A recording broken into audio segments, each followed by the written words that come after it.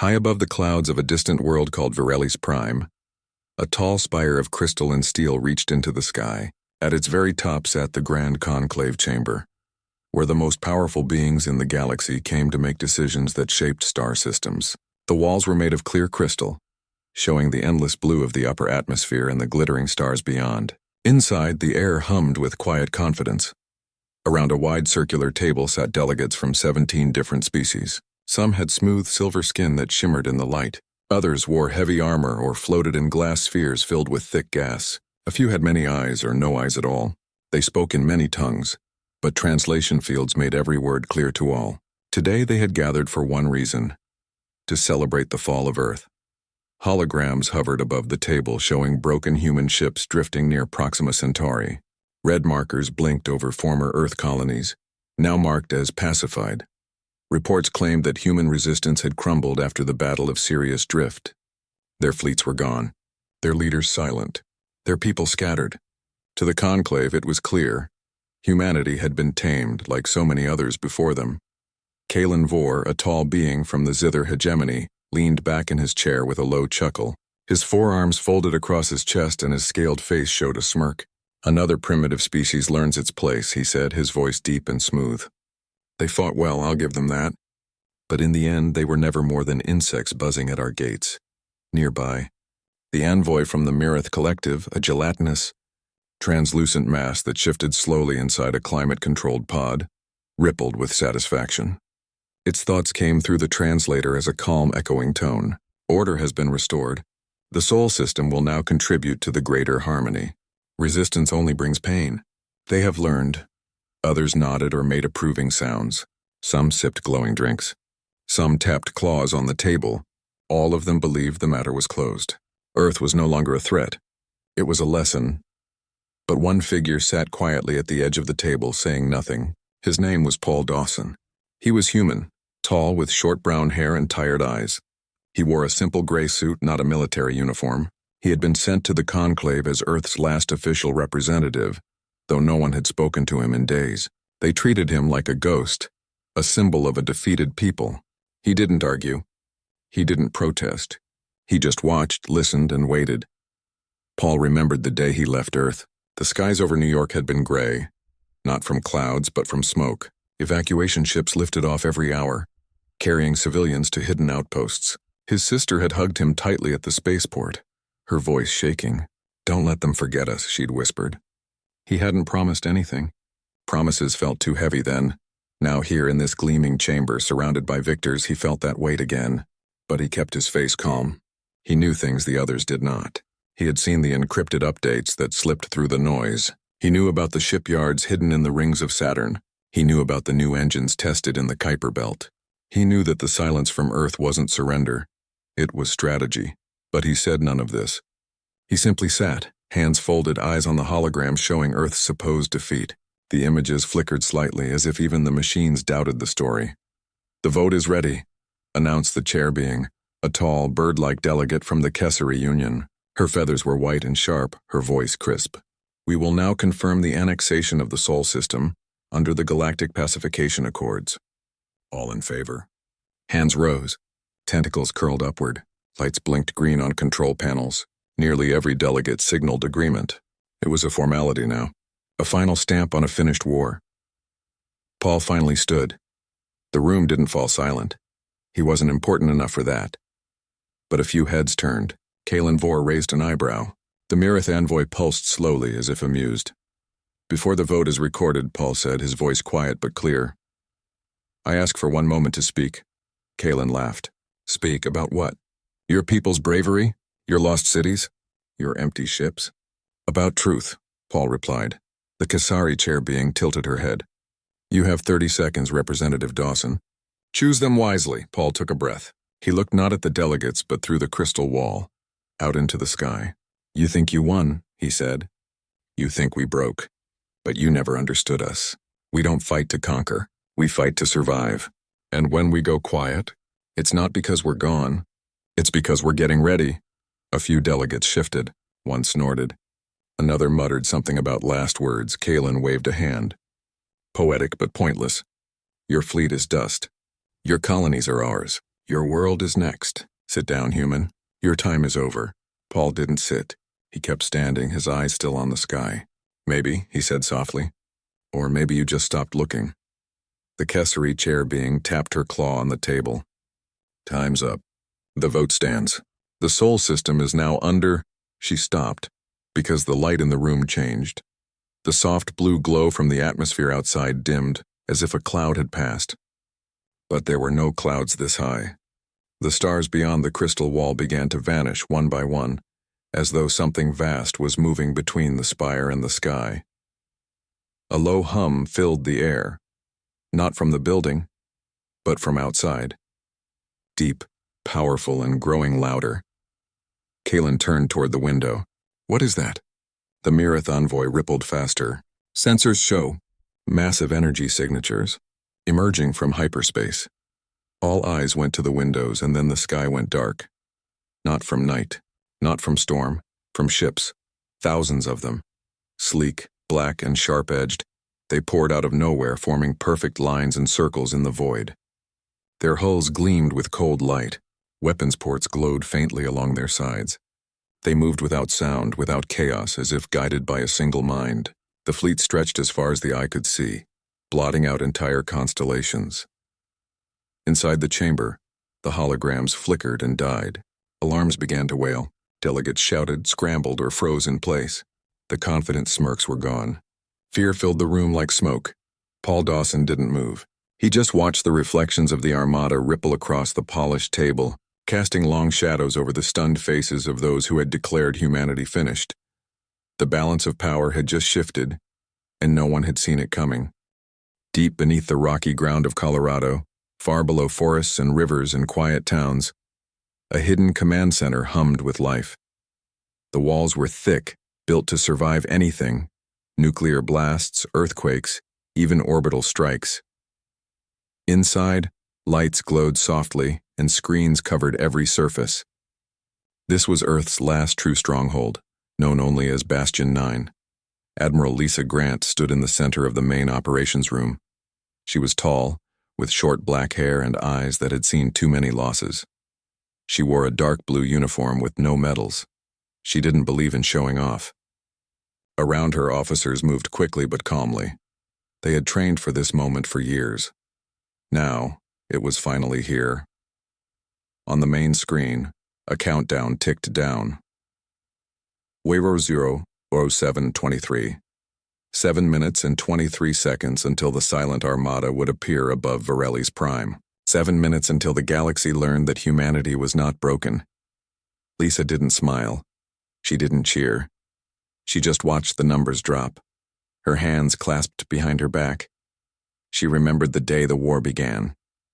She had been on Mars, visiting her niece's school. The sky turned red when the first alien ships arrived. There were no warnings, no talks, just fire from above. That day, she promised herself she would never let Earth be caught unready again.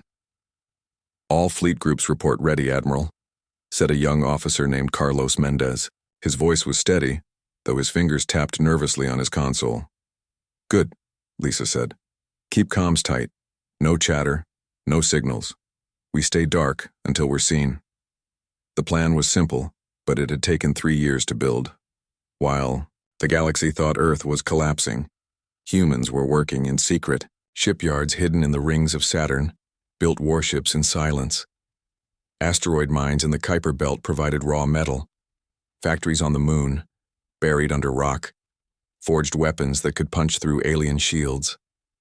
Every ship ran on dark matter, reactors that gave off no heat, no radiation, nothing for enemy sensors to find. They called it the Silent Protocol. No broadcasts, no distress calls. Just quiet, patient work.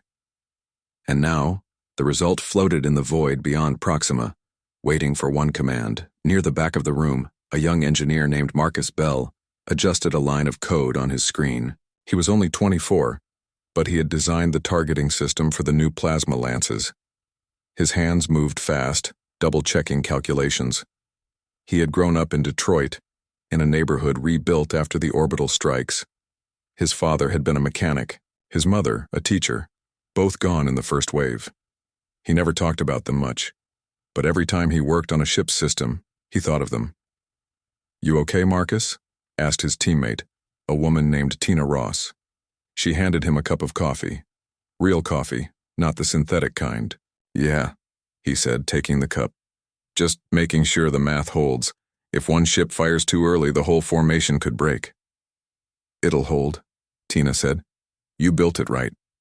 Marcus nodded, but his eyes stayed on the screen. He whispered something under his breath, a short phrase his grandmother used to say before storms. Steady hands, clear mind. Above them, in lunar orbit, Captain Daniel Ruiz stood on the bridge of the UN's Valkyrie, the flagship of the human fleet. The Valkyrie was over 1 kilometer long, black as space itself, with weapon arrays along its spine that could level a city. Daniel had commanded her since she left the dry docks. He knew every corridor, every system. He had slept in his chair more nights than in his quarters. His crew moved like shadows around him, calm and focused. No one spoke unless needed. They all knew what was at stake. "Hyperspace gates are primed," said his first officer, a woman named Elena Morales. "All ships report green across the board."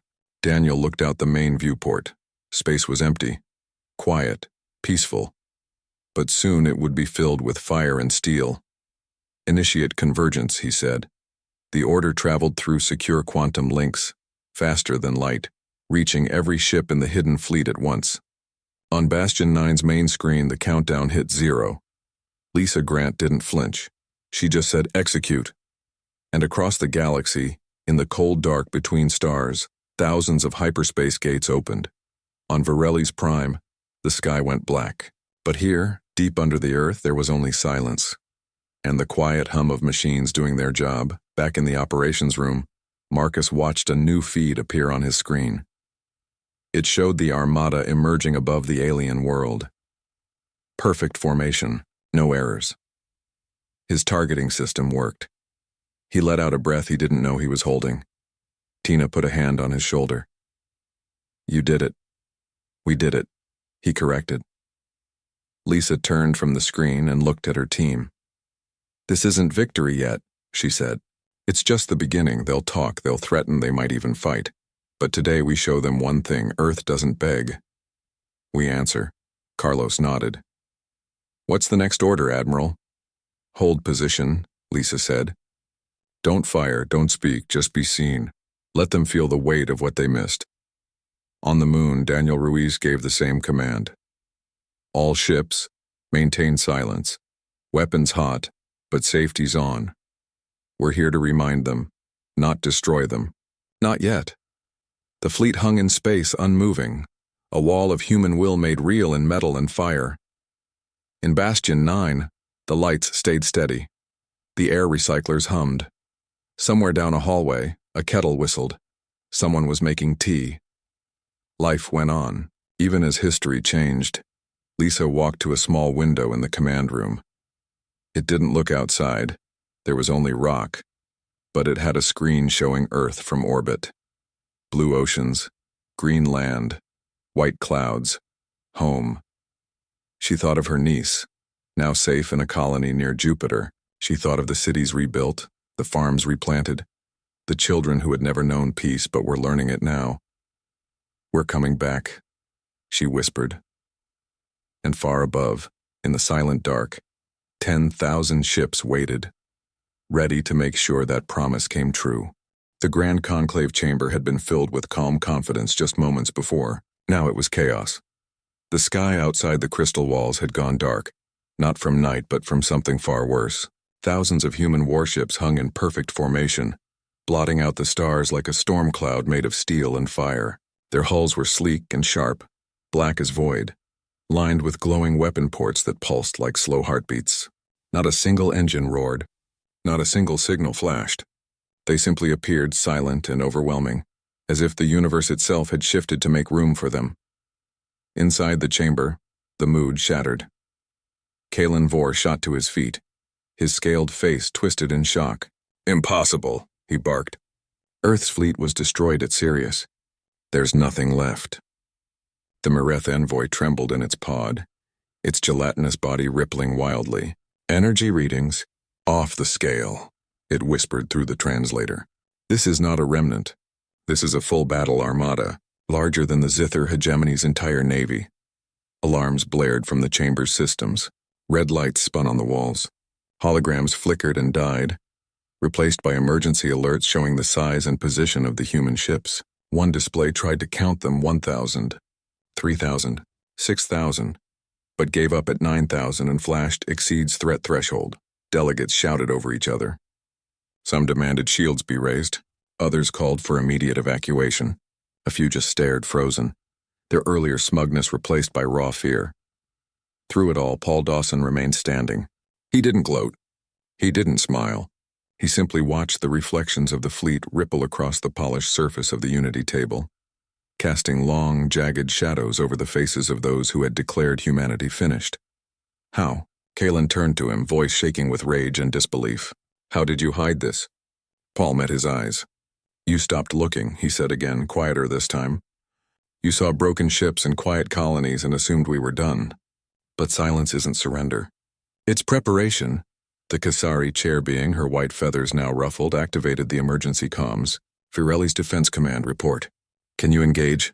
A voice crackled back, thin with panic. Ma'am, our orbital batteries are powered down for maintenance.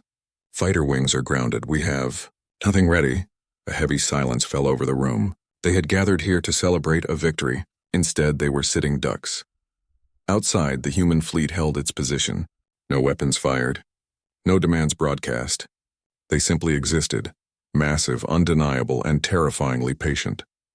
On the bridge of the UN's Valkyrie, Captain Daniel Ruiz watched the spire through high-magnification optics. He could see figures moving behind the crystal walls, tiny, frantic shapes. He knew what they were feeling: fear, confusion, shame. He'd felt it himself years ago, when alien ships first darkened Earth's skies. Still no movement from their fleet, said Elena Morales, his first officer. Good, Daniel replied. We're not here to start a war. We're here to end one. Back in Bastion 9, Admiral Lisa Grant watched the same scene on her main screen. Her team was quiet now, all eyes on the feed from Varelli's Prime. They're panicking, Carlos said. Let them, Lisa answered. Fear is useful. It makes people listen. Marcus stared at the image of the alien spire surrounded by human ships. Do you think they'll attack? Not a chance, Tina said beside him. Look at their posture. They're stunned. They thought we were gone. Now we're back and 10 times stronger. They won't risk a shot. Lisa nodded. Exactly. We don't need to fire. Just being here is enough. And it was. In the conclave chamber, the initial panic began to settle into a cold, heavy dread. Delegates slowly returned to their seats, though none sat with the same ease as before. Kalen kept pacing, muttering to himself. The Mirith envoy had shrunk into the bottom of its pod, barely moving. The Kessari chair being cleared her throat. Representative Dawson, what does Earth want? Paul turned to her. You know what we want. Full sovereignty, return of our colonies, an end to the pacification accords, and an apology. An apology? Kalen sneered, though his voice lacked its earlier confidence. Yes, Paul said, for thinking we were weak, for burning our cities, for killing our people while calling it order. The room fell silent again. No one argued. No one laughed. Outside, a single human ship, a small corvette, drifted slightly forward from the main formation. It stopped just a few kilometers from the spire. A soft blue light pulsed from its bow. Not a weapon. Signaled on every screen in the chamber, a message appeared in plain galactic standard. We remember. 3 words. Simple. Quiet. Devastating. Many in the room understood. They remembered the reports, how human colonies had been pacified with orbital strikes, how prisoners were taken and never seen again, how Earth's pleas for talks were ignored. They had called it necessary. Now those words haunted them. Paul looked at the message, then back at the delegates. We didn't come to destroy you, he said. We came to remind you that humanity is not prey. We build, we heal, we endure, and when pushed too far, we answer, not with rage, but with resolve. The Myrith envoy finally spoke, its voice softer now. You could have fired. You have the power. Power isn't about destruction, Paul replied. It's about choice. and we choose to give you a chance to do the right thing." Kalen stared out the window at the endless wall of human ships. For the first time, he looked small. The balance of power had not just shifted, it had been rewritten, and all it took was silence, steel, and the courage to wait. Days passed. The human fleet did not move. It did not speak. It simply stayed. A silent wall of metal and might hanging in the sky above Varelli's Prime. From the grand conclave spire, the view was no longer of stars and clouds, but of warships, thousands of them, unmoving, unblinking, like statues carved from night itself. Inside the chamber, the mood had changed. The panic was gone, replaced by a heavy, nervous tension. Delegates no longer lounged in their seats. They sat straight, spoke in low voices, and avoided looking too long at the windows. The holograms that once showed Earth's defeat had been shut off. No one wanted to see them anymore. Paul Dawson still sat at the table, but now others watched him, not with pity but with something close to fear. He didn't gloat. He didn't demand. He just waited, calm and steady like the fleet outside. The conclave had tried to contact Earth through official channels but received no reply. They sent messages to the fleet, questions, warnings, even pleas, but the humans gave no answer. Not a single word. Only the 3-word message still glowed on their screens. "We remember." That phrase haunted the chamber. Some delegates whispered it to themselves. Others avoided saying it aloud, as if it carried a curse. On the bridge of the Ewan's Valkyrie, Captain Daniel Ruiz stood as still as his ships. He watched the spire through the viewport, sipping cold coffee from a metal mug. His crew worked quietly around him, monitoring systems, checking power levels, making sure every ship in the Armada stayed ready. Still no movement from their orbital defenses, Elena Morales reported. "They've powered up their shields, but that's it." "Good," Daniel said. "Let them sit with it." He knew the power of silence. During the early days of the war, when alien forces took Mars, Earth had begged for talks. They sent messages, offers, even gifts. All were ignored. Now the roles were reversed. Let them feel what it was like to be unheard. Deep in Bastion 9, Admiral Lisa Grant reviewed daily reports. Food supplies were stable. Morale was high. Colonies across the outer system reported calm, no attacks, no threats. The galaxy was holding its breath. "They're scared," Carlos said, pointing to a data stream showing increased diplomatic traffic between conclave members. "They're arguing among themselves now." "That's what we wanted," Lisa replied. "Division weakens them. Unity strengthens us." Marcus sat nearby, running simulations on his console. What if they try something desperate? Like a suicide run or a hidden weapon? "They won't," Tina said, leaning over his shoulder. "They've seen our numbers. They know they'd lose. Pride might make them talk big, but survival keeps them quiet." Lisa nodded. "Fear is a better guard than guns." Back on Varelli's Prime, the pressure grew. Some delegates wanted to surrender immediately. Others insisted they still held the upper hand, that this was a bluff. But the evidence was outside their windows, impossible to ignore. Kalen Vor, once loud and proud, now spoke in hushed tones. He paced the chamber's outer ring, his claws tapping against the crystal wall. "They can't stay forever," he muttered to a fellow Zither delegate. "Ships need fuel. Crews need rest. Their reactors run on dark matter," the other replied grimly. "They could stay for years." Kalen said nothing after that. The Myrith envoy, after days of silence, finally sent a private message to Paul Dawson. It was simple. "What do you truly want?" Paul typed a reply on a small pad. "Peace. But not the kind you give to the weak. The kind you earn from equals." He didn't send it right away. He waited until the next morning, then pressed send. Hours later, a new message appeared on the main conclave screen, this time from the human fleet. Not a threat. Not a demand. Just coordinates and a time. A meeting. Not in the spire. Not on Varelli's Prime, but aboard the Ewan's Valkyrie. The room fell silent. To board a human warship was unthinkable just days ago. Now it felt like the only choice. The Kessery chair being turned to Paul. "Will they let us come?" "If you come in peace," he said. "And alone." "Alone?" Kalen snapped. "That's madness." "Or trust," Paul replied. In the end, they agreed. 3 delegates would go.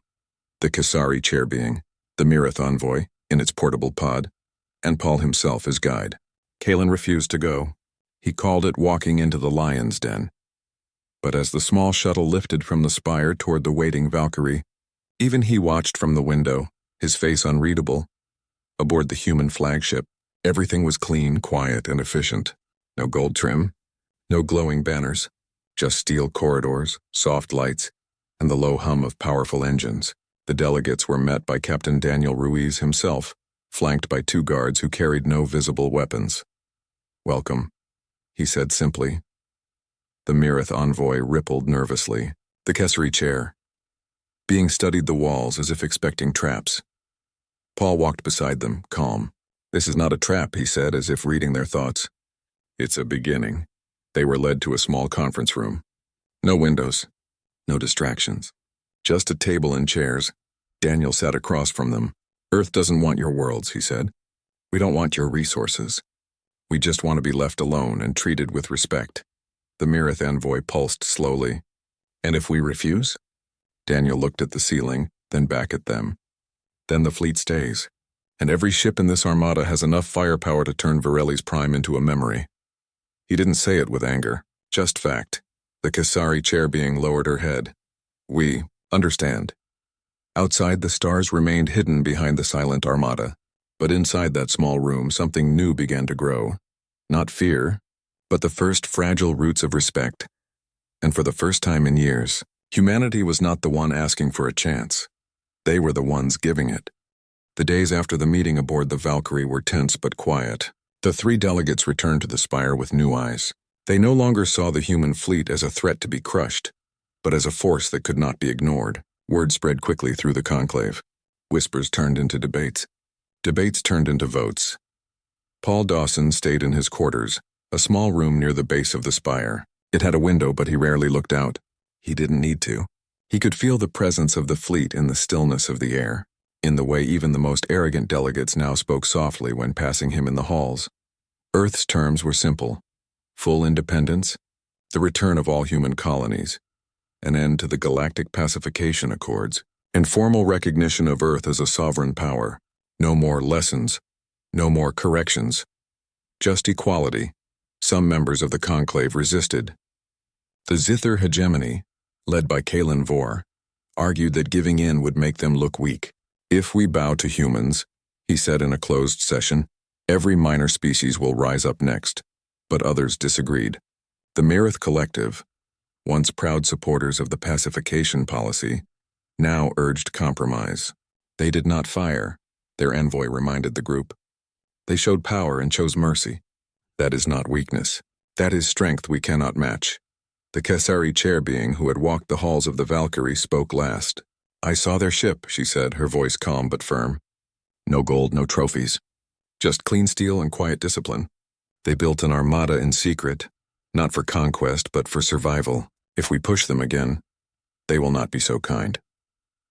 The vote was scheduled for the next morning. Far away, on Mars, a woman named Nora Kim sat in a small apartment in the rebuilt city of New Tharsis. The walls were thin, the furniture simple, but the view from her window showed green fields where red dust once blew. She worked as a communications engineer, helping restore old networks between Earth and the outer colonies. On her desk sat a small screen. It showed a live feed from Vareli's Prime, the spire, the dark sky, the unmoving fleet. She hadn't slept much in days. Her brother Jason had died in the Battle of Sirius Drift. She remembered the last message he sent. "They're hitting the civilian ships. Tell Mom I tried." She never got to say goodbye. Now she watched and waited. If the conclave said no, the fleet might attack. If they said yes, maybe, just maybe, there would be peace. Her neighbor, an old man named Harold, knocked on her door. "Any news?" he asked, holding a cup of tea. "Not yet," Nora said. "Votes tomorrow." Harold nodded. "They'll say yes. They have to. No one's that foolish twice." Nora hoped he was right. In Bastion 9, the mood was calm but alert. Admiral Lisa Grant stood before a large screen showing the conclave chamber. Her team worked quietly, monitoring every signal, every word spoken on Vareli's Prime. "They're scared," Carlos said, reading a diplomatic leak. "Half the delegates want to vote yes just to make the fleet go away." "Good," Lisa replied. "Fear can lead to wisdom." Marcus sat at his station running final checks on the fleet systems. "All ships report ready to hold position for another 30 days if needed." "We won't need 30 days, Lisa said. "They'll decide soon." She believed it. Not because she trusted the conclave, but because she understood power the humans had shown they could destroy. Now they were showing they could wait. That was harder to ignore. On the Valkyrie, Captain Daniel Ruiz reviewed the evacuation plans, just in case. If the vote failed, he would order the fleet to pull back, not attack. Earth wasn't here for revenge, but if the conclave chose war, they would be ready. Elena Morales stood beside him. Do you think they'll say yes? Yes, Daniel said. Not because they respect us yet, but because they're tired of being afraid. Back on Varelli's Prime, the night before the vote, Paul Dawson walked alone through the quiet halls of the Spire. He passed empty meeting rooms, silent fountains, and darkened galleries filled with trophies from pacified worlds. He stopped at one display, a human flag torn and burned, taken from a colony ship years ago. He stared at it for a long time, then he turned and kept walking. The next morning, the conclave gathered once more. The chamber felt different, smaller. The crystal walls still showed the fleet outside, but no one looked away in shame anymore. They looked because they had to, because the truth was there in steel and silence. The Kasari chair being called the session to order. We are here to vote on Resolution 739, the status of the Sol system. One by one, delegates signaled their choice. Lights on the table glowed green for yes, red for no. The Myreth envoy pulsed green. The Kesari chair being tapped her claw. Green. A reptilian delegate from the Orlan Alliance hesitated, then chose green. Kalen Vor sat with his arms crossed. When his turn came, he glared at Paul, then slammed his fist down. Red. But it didn't matter. The count kept rising. Green after green. When the final tally appeared, the room fell silent. 15 in favor, 2 against. The resolution passed. Earth was free. Paul didn't cheer. He just closed his eyes for a moment, then stood. The Kesari chair being turned to him. It is done. Your terms are accepted. Paul nodded. Thank you. Outside, the fleet remained still, but deep in its heart, a single command was sent. Stand down. Not all the way. Not yet. But enough. On Mars, Nora saw the news flash across her screen. She covered her mouth with her hands. Tears fell, but she was smiling. Harold stood in the doorway holding 2 cups of tea. Told you, he said softly. In Bastion 9, Lisa Grant allowed herself a small smile. Tell the fleet, hold position for now, but prepare to come home. Carlos let out a long breath. Marcus leaned back in his chair, exhausted but proud, and high above Varelli's Prime. The first human warship began to turn, slowly, gracefully pointing its bow toward the stars. And home. The galaxy had learned a new truth. Humanity was not gone. They were just getting started. The days after the vote were quiet but full of change. The conclave no longer met to plan conquests. Instead, they worked with human diplomats to undo what they had done. Colonies were returned. Prisoners were freed. Records of pacification were opened to the public for the first time. The truth spread fast. How cities were bombed without warning. How families vanished in the night. How Earth had begged for peace and been met with fire. Now, they listened. Paul Dawson stood on the observation deck of the Spire, not as a defeated envoy, but as a representative of a free people. The human fleet still hung in the sky, but its presence felt different. Not like a threat, but like a promise. Below, shuttles moved between the Spire and orbit, carrying officials, data drives, and the first human diplomats to enter the chamber under their own flag. He watched as a small ship, painted white with a blue circle, the old Earth symbol, rose from the surface. Inside were 3 men and 2 women, dressed in simple suits carrying no weapons, only words. They would sit at the unity table not as subjects but as equals. Paul remembered the first time he walked into that room. Heads turned away. Voices dropped. Now when he entered, silence came not from shame, but from respect. Far away on the bridge of the Un's Valkyrie, Captain Daniel Ruiz gave a new order. Begin phased withdrawal. Group Alpha, jump to Proxima Relay. Group Beta, hold position for 48 hours. Group Gamma, prepare for escort duty. The fleet, which had blotted out the stars for weeks, began to move. Not all at once, but in waves, smooth, silent, and precise. Each ship vanished into hyperspace with a soft ripple of light, leaving the sky clearer with every passing hour. Elena Morales watched the display shrink. It feels strange, she said. After all this time. Going home. We earned it, Daniel replied. In Bastion 9, Admiral Lisa Grant stood before a large screen showing the fleet's retreat. Her team worked calmly, closing secure channels, archiving logs, powering down emergency systems. The war was over. Not with a bang, but with a handshake and a signed document. Carlos handed her a report. All colonies report safe handover. No resistance. Good, she said. Now we rebuild. Not just ships and cities, but trust. Marcus and Tina sat together in the break room, drinking real coffee from mugs that said, Bastion 9, Day 195. They didn't talk much. They didn't need to. They had done what they set out to do. On Mars, Nora Kim stood in a field outside New Tharsis. The sun was warm. The air smelled of wet soil and young wheat. In her hand, she held a data chip with her brother's name on it, his service record now cleared of false charges. The Conclave had issued a formal apology to every human family who lost someone during the pacification years. She placed the chip in a small stone box, buried it under a young tree, and whispered, "You were right, Jason." They remembered. Back on Virelli's Prime, the last of the human warships prepared to leave. Only the Valkyrie remained, hovering like a silent guardian. Inside the spire, the final meeting was ending. Treaties were signed. New rules were made.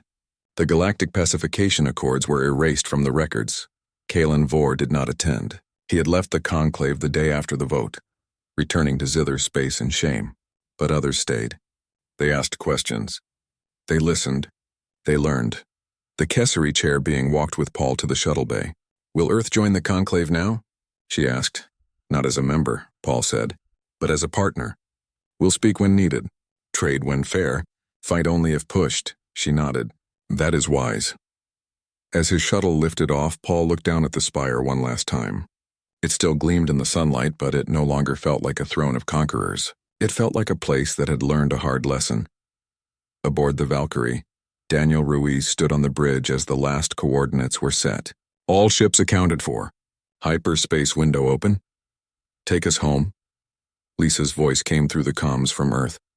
The Valkyrie turned, its engines humming softly. Then with a flash of blue light it vanished. On Earth, people gathered in cities and towns looking up at the sky. They didn't see warships. They saw stars, bright, clear, and free. Children pointed. Elders smiled. For the first time in years, the night felt safe. In Colorado, deep beneath the ground, Bastion 9 powered down its main reactor. Lights dimmed. Screens went dark. The base would stay ready just in case, but its time of war was over. Lisa Grant walked out of the command center into the open air. The sun was setting over the mountains. She took a deep breath. No alarms, no alerts, just wind and silence. She opened her personal log on a small pad and typed 3 words. "We are home," and across the galaxy. In 100 worlds, beings who once saw humans as weak now spoke of them in hushed tones, not with fear but with something new, respect. They had learned the hardest truth of all. The quiet ones are the ones you should never ignore. And humanity, after years of fire and silence, finally stepped into the light, not as victims, not as conquerors, but as equals among the stars.